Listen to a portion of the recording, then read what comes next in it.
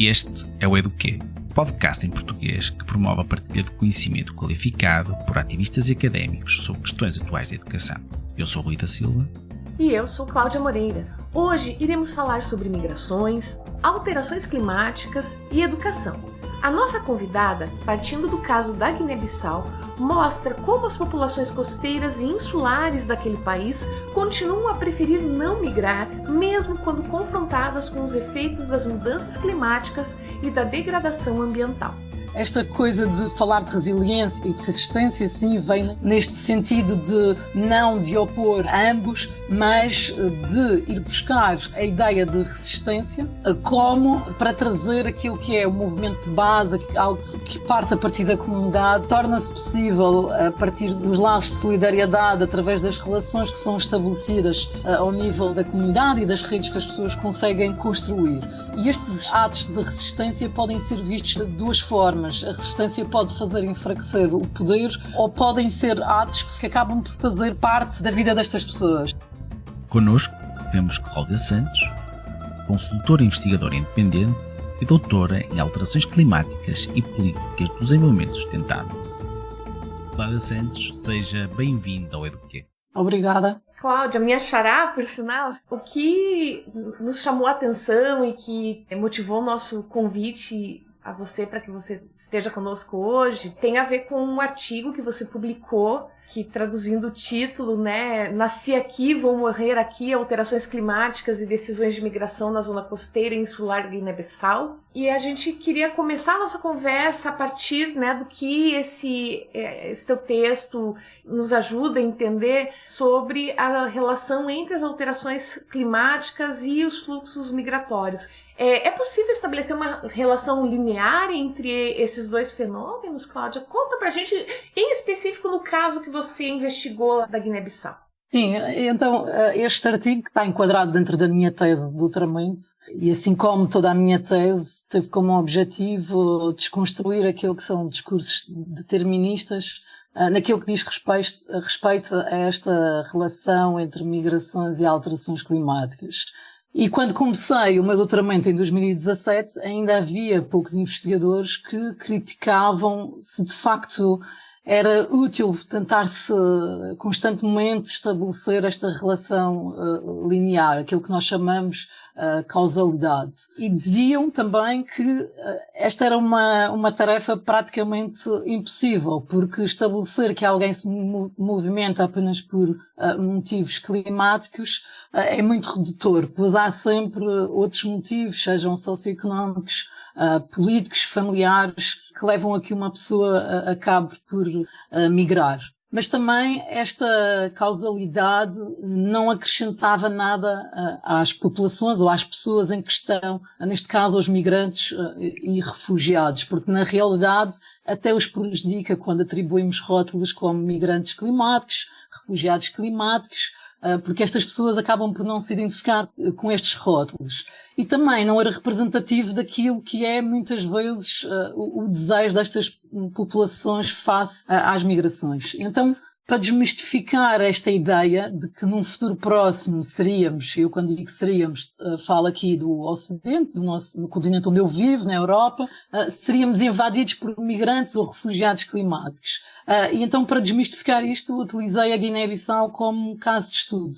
Então este artigo que vocês encontraram foca-se apenas nas áreas costeiras e insulares da Guiné-Bissau. Não foram as únicas áreas que eu estudei, mas este artigo é específico para estas áreas, porque eu queria abordar a questão da subida do nível médio da água do mar e, acerca disso, eu gostava de mencionar talvez o caso de uma aldeia específica, que é a aldeia de Jobel, uma aldeia no noroeste da Guiné-Bissau, que acabou, de certa forma, se tornar mediática na Guiné-Bissau por hoje estar rodeada de água do mar. Estamos a falar de uma aldeia cuja população, metade da população, já teve que abandonar a aldeia. Então, à primeira vista, isto parece representar um exemplo crítico daquilo que são as alterações climáticas. Mas, quando estudamos esta aldeia muito mais detalhadamente, percebemos que esta decisão de migrar acontece em diferentes momentos, voluntária e involuntariamente. Há pessoas que dizem que de facto saíram porque sentiram-se forçadas a sair, há outras que dizem que saíram porque tinham outro sítio para onde ir, mas foram por vontade própria, mas poderiam ter ficado, e há outras que querem permanecer e resistir na aldeia o máximo possível. E mesmo aquelas que saem para as imediações, isto é, querem manter este sentimento, esta coisa da pertença, querem manter-se o mais próximo possível da aldeia.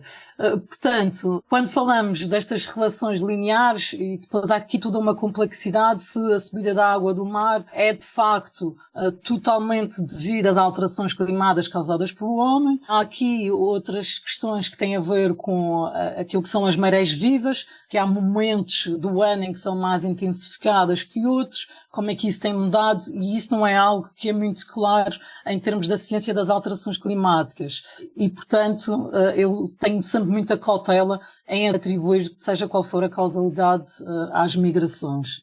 E de facto o que nos acaba de dizer está ligado, os nossos ouvintes fazem ligação aos restantes episódios, quando falamos, por exemplo, no último sobre refugiados, a nossa entrevistada que estudou os refugiados no Reino Unido diz a mesma coisa, não é? As pessoas dizem que há uma crise de refugiados, mas a maior parte dos refugiados ficaram nos países das imediações. E no caso que estava-nos a contar agora, deste seu caso específico na Guiné-Bissau, esta aldeia acontece o mesmo. E durante o trabalho fala numa dicotomia entre resistência e resiliência. Pode-nos explicar porque é que coloca ênfase nesta distinção, que às vezes aparece como um sinónimo e que, como é óbvio, não é, e porque é que é importante para este questionamento que nos traz sobre as alterações climáticas e as migrações? Sim, em primeiro lugar dizer que esta vontade de querer falar sobre resiliência e resistência partiu do trabalho de campo e não necessariamente daquilo que eu encontrei na literatura. Isto é, eu cheguei a um ponto em que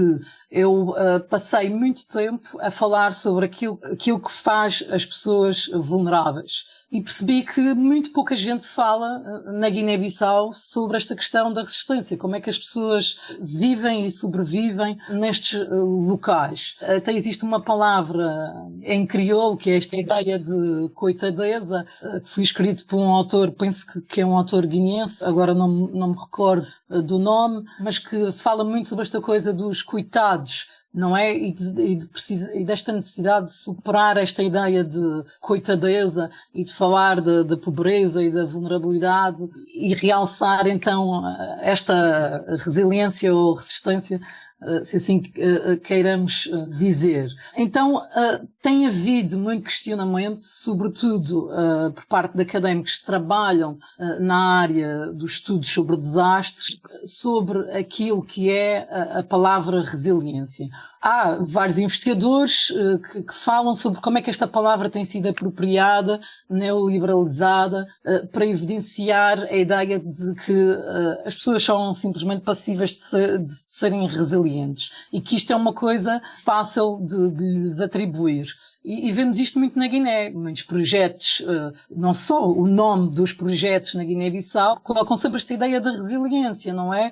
Adaptação às alterações climáticas das áreas costeiras e a resiliência das populações costeiras. É um nome tipo. E a ideia que passa muitas vezes é que a resiliência é algo que simplesmente faz com que as pessoas continuem a viver no seu dia-a-dia e que sejam capazes de lidar com as adversidades. Este tipo de discurso tem dado muito asa àquilo que as faz, tem dado muito aso a questionar aquilo que as faz verdadeiramente vulneráveis, isto é, ou exaltarmos esta ideia de resiliência, estamos a desculpabilizar quem as faz verdadeiramente vulneráveis. Muitas vezes não estamos a olhar para essa construção política e social daquilo que é a vulnerabilidade. Pronto, então esta coisa de falar de resiliência e de resistência, sim, vem neste sentido de não de opor a ambos, mas de ir buscar a ideia de resistência como para trazer aquilo que é o movimento de base, algo que parte a partir da comunidade, torna-se possível a partir dos laços de solidariedade, através das relações que são estabelecidas ao nível da comunidade e das redes que as pessoas conseguem construir. E estes atos de resistência podem ser vistos de duas formas. A resistência pode fazer enfraquecer o poder, ou podem ser atos que acabam por fazer parte da vida destas pessoas.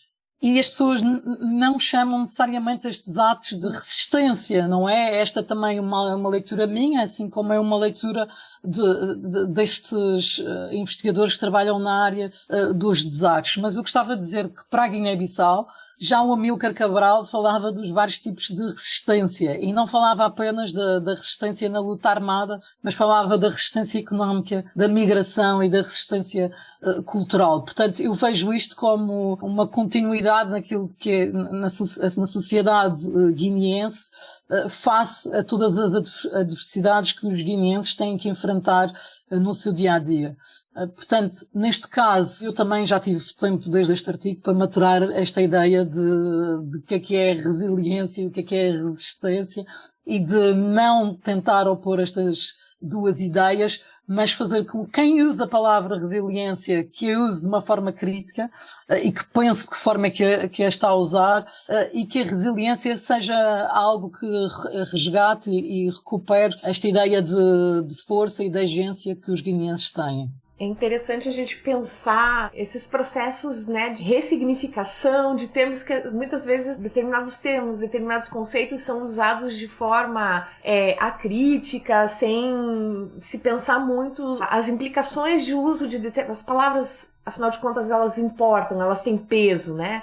E pensando um pouco nessa linha, Cláudia, olhando para a realidade que você investigou especificamente da Guiné-Bissau, você iniciou a nossa conversa hoje, né, colocando sob o crivo da dúvida essa determinação direta entre alterações climáticas e processos migratórios. A partir da tua experiência como pesquisadora que foi a campo, quais seriam os fatores que determinam... É possível a gente dizer que existe um conjunto de fatores que explicam a tomada da decisão por migrar? E se sim, qual é o peso das questões climáticas? Se ele não é o fator determinante, essas alterações climáticas, elas pesam sobre a decisão das pessoas, das famílias, dos grupos em se deslocar de um lugar para o outro? Sim, e é possível determinar os fatores e muitas vezes há fatores que são transversais a diferentes contextos. Apesar que muitas vezes quando colocam perguntas sobre migrações para outros contextos, eu não gosto de as responder porque não conheço a realidade de contexto. Não sei o que é que faz aquelas pessoas verdadeiramente se tornarem vulneráveis.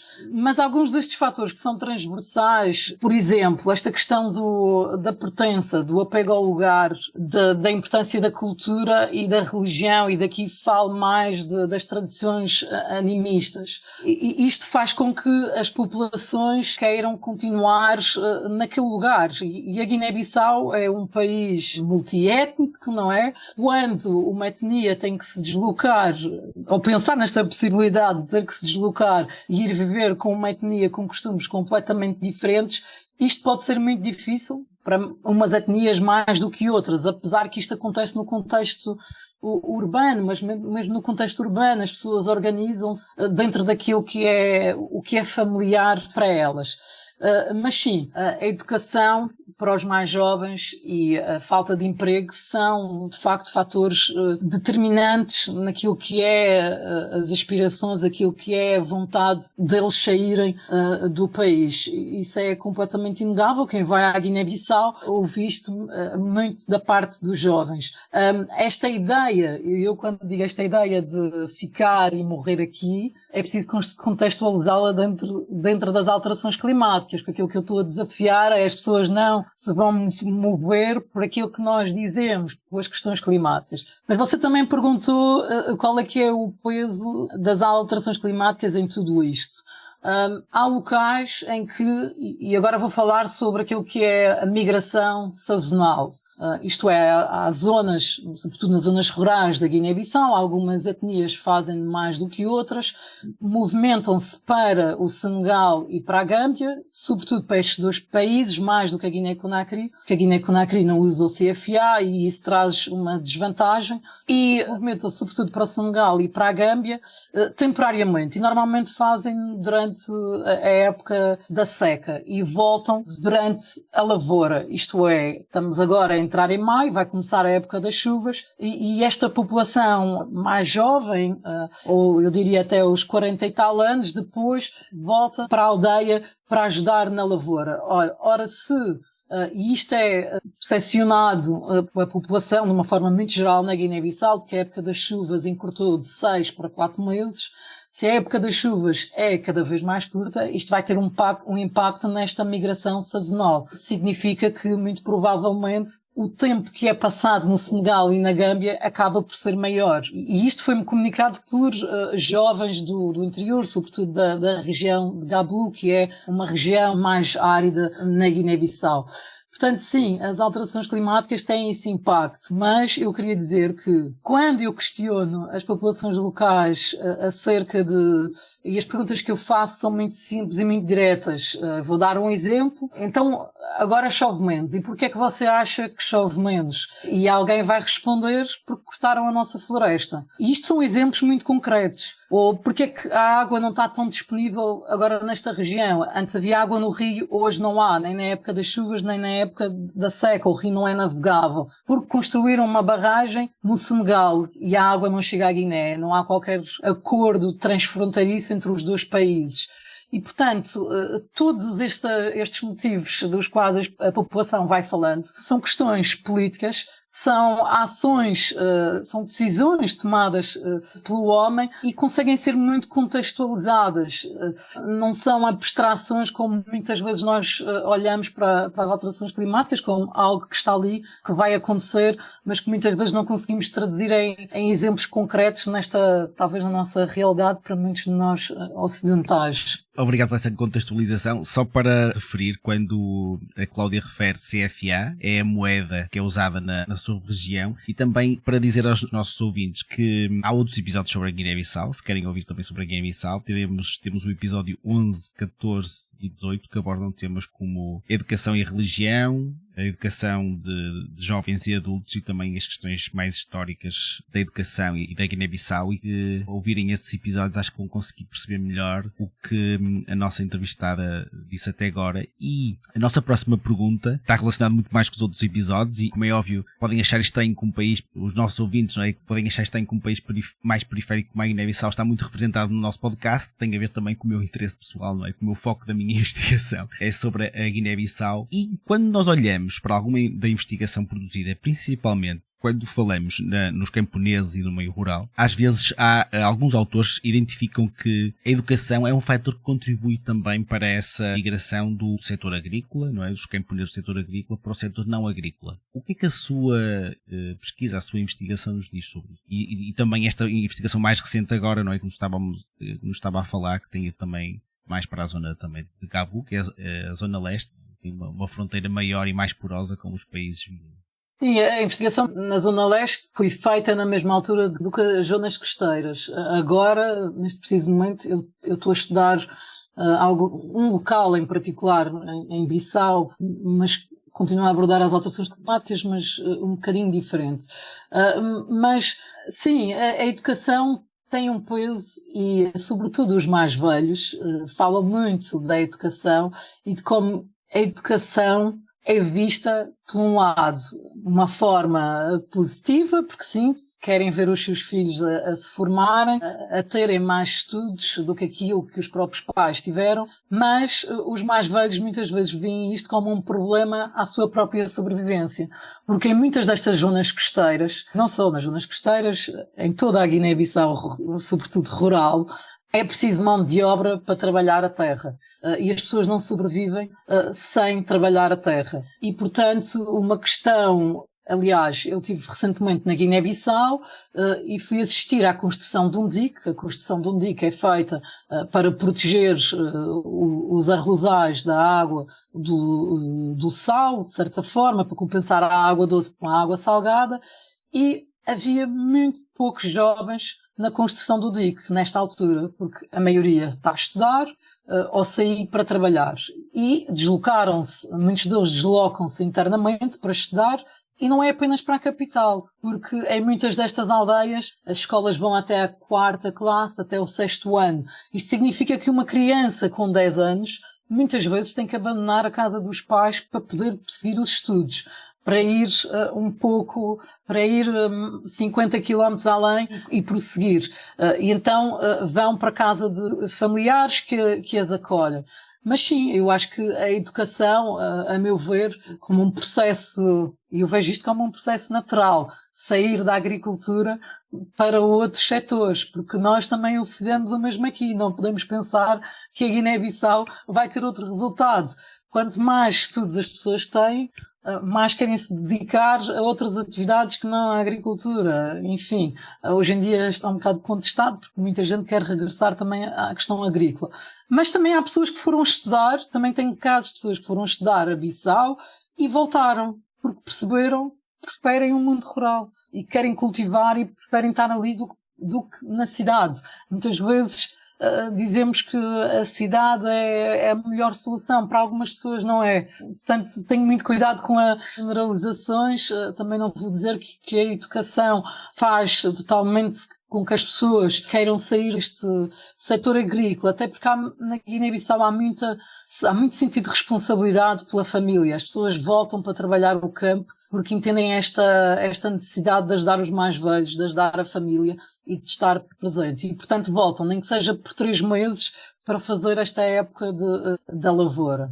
É interessante a gente ter a oportunidade de ouvir, né, esses relatos de pesquisa, porque coloca sob o crivo da dúvida algumas certezas que até se constituem certos sensos comuns doutos, né, por assim dizer. No caso do teu artigo, né, ele é um artigo que ele tem um movimento que eu ousaria dizer que ele é contraintuitivo num certo sentido, né? Porque você tá olhando para a decisão de não migrar. Aliás, o título sugere muito isso. Nasci aqui, vou morrer aqui, né? Cláudia, você poderia explicar aos nossos ouvintes o que significa isso e se é possível ter uma relação entre isso e a educação? Como é que a educação exerce algum tipo de papel nesse processo? Você já deu algumas pistas, né, na tua resposta anterior, quando você fala muitos jovens saem das localidades, mas depois retornam por uma questão desse senso de pertencimento, né, e que cria neles esse dever com os mais velhos. Mas explora um pouco mais pra gente essa questão conforme a tua investigação te permitiu observar. Sim, eu até diria, a vossa questão fez-me pensar sobre o peso da educação na migração e que este pode ser muito ambíguo, porque comecei a pensar, uma pessoa que não tenha tanta escolaridade pode ser também um grande entrave à obtenção de um visto, por exemplo. Que uma forma de realizar este desejo que muitos têm de sair da Guiné por motivos económicos ou educacionais é, de facto, entrar numa universidade e conseguir obter um visto. E nem toda a gente tem a possibilidade de fazer isto. Quem não estudou não tem esta possibilidade. E muitas vezes também estas pessoas chegam aqui já com uma idade comparativamente avançada para vir estudar quando comparamos connosco. E vou sair um bocadinho da questão para dizer que há muita intolerância, vejo ainda muita intolerância no nosso sistema de ensino face a estes alunos e face a esta desigualdade de aprendizagem que há entre a Guiné-Bissau e Portugal. E isto é importante realçar porque muitas vezes tem que sair em defesa destes guineenses que vêm com muito custo para Portugal, para as nossas instituições de ensino e que é de facto um trabalho árduo para eles estar aqui a estudar, dado ao estado do ensino na Guiné-Bissau. Tive várias pessoas que falam sobre esta dificuldade de prosseguir com os estudos. Bom, há um aspecto que acho super importante realçar, que é daquilo que tem acontecido na Guiné-Bissau nos últimos anos, que é a falta de pagamento aos professores, faz com que as comunidades acabem por ser as próprias gestoras das escolas. E isto acontece em imensas aldeias por onde eu passo, em que é a comunidade, e é através e este é um ato de resistência que eu vejo, que é através desta solidariedade e de estarem super bem estruturados entre si, conseguem angariar fundos suficientes para dar continuidade à educação dos seus filhos, pagando os professores, que é isto que as comunidades fazem, asseguram a escola, etc. Também tem exemplos de projetos que queriam financiar outras áreas, por exemplo, a horticultura. E a comunidade entre si, entre os jovens, as mulheres e os homens, decidiram que não, a prioridade seria a reconstrução de uma escola. E a comunidade insistiu tanto com a entidade, que é uma entidade estatal que estava por trás do projeto, que a entidade acabou por ceder e fazer a reconstrução da escola e não financiou a horticultura. E esta é uma entidade que trabalha sobretudo nesta área da agricultura e da proteção das zonas costeiras. Mas a população teve aqui um papel determinante em determinar aquilo que é o curso do financiamento. E eu acho que é um exemplo fundamental da importância que a educação assumiu para as próprias populações. Eu acho que a educação, se é um entrave na Guiné-Bissau, é muito um entrave para a falta de políticas públicas. O Rui escreve isto nos seus artigos. Como é que o Estado não acompanhar todo este financiamento externo para a educação é um grande entrave à educação, e eu concordo plenamente, porque não falta vontade, não falta o desejo de ter uma melhor educação na Guiné-Bissau, seja por parte dos mais velhos ou dos mais novos. Foi muito interessante e reforça as palavras da Cláudia Moreira, não é? Neste caso, da forma como a sua investigação, e como é óbvio, convidamos os nossos ouvintes a explorar os outros artigos que escreveu, mas principalmente este, como nos traz bastantes dados de investigação que são contraintuitivos, quer relacionados com todos estes fatores que nos contou. Outro aspecto interessante é que hoje, conforme vai falando, eu vou-me lembrando de vários episódios do Eduque para recomendar, e recomendo o 38, que fala sobre precisamente um estudo sobre os estudantes dos PALOP, dos países africanos de língua oficial portuguesa, em Portugal, no ensino superior, e fala-se precisamente de alguns destes desafios. E como forma de finalizarmos o episódio de hoje, gostaríamos de lhe perguntar qual é o conselho que dá, que está na linha da frente da educação, tendo em conta sua experiência, não é? Que é vasta em várias áreas, principalmente na questão das catástrofes naturais, e também o seu trabalho e esta investigação que falamos hoje, para que possamos continuar a aprender juntos. Sim, eu vou dizer que a educação, a formal e a não formal, que são ambas igualmente importantes, é fundamental para fazer com que as pessoas se tornem agentes de mudança. Mas esta educação tem que ser pensada de acordo com aquilo que são as necessidades de quem ensinamos e também tendo em conta aquilo que são as mudanças que vão ocorrendo no nosso mundo, à nossa volta hoje. Respeitando aquilo que são as culturas, o espaço social que as pessoas que educamos ocupam, para que consigamos crescer num mundo cada vez mais tolerante, capaz de resolver e não criar conflitos. Eu própria dou aulas neste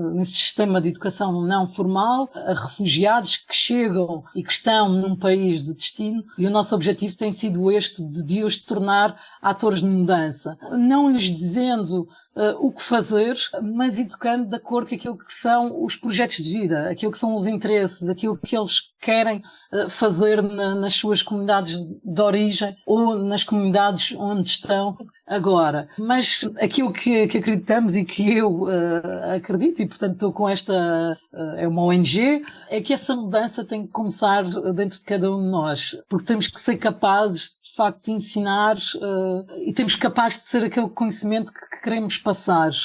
Para mim isto é fundamental, é impossível eu passar algo e fazer tocar, sobretudo no coração da outra pessoa, algo que eu ainda não consigo ser. E portanto este seria o meu maior conselho, começarmos connosco próprios. Cláudia Santos, muito obrigado por ter vindo ao Eduquê.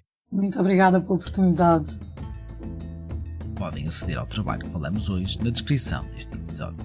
O Eduquê é uma produção Fresh Ed. Por favor, note que as opiniões expressas no Eduquê são exclusivamente dos anfitriões ou dos convidados entrevistados, e não do Fresh Ed, que não assume nenhuma posição institucional. Se você gostou do Eduquê, partilhe os nossos episódios e deixe a sua avaliação na sua plataforma de podcast. Podem também entrar em contato conosco através das nossas redes sociais para partilhar opiniões sobre os episódios, temas de interesse e fazer perguntas. A equipe do Eduquê inclui também José Leite Neto e Liz Cabral. A música original do Eduquê é de Joseph Minadeu, do Pattern Based Music. O Eduquê é um podcast independente sem anúncios e é possível graças ao apoio da NORAC, que é a Rede de Políticas Internacionais e Cooperação em Educação e Treinamento, do Fundo da Família CHASDEV, da Pró-Reitoria da Extensão e Cultura da Universidade Federal do Paraná e por ouvintes como você. Por favor, considere fazer uma doação para o Eduquê visitando freshedpodcast.com/donate. Aqui quem fala é Cláudia Moreira e Rui da Silva. Até ao próximo episódio.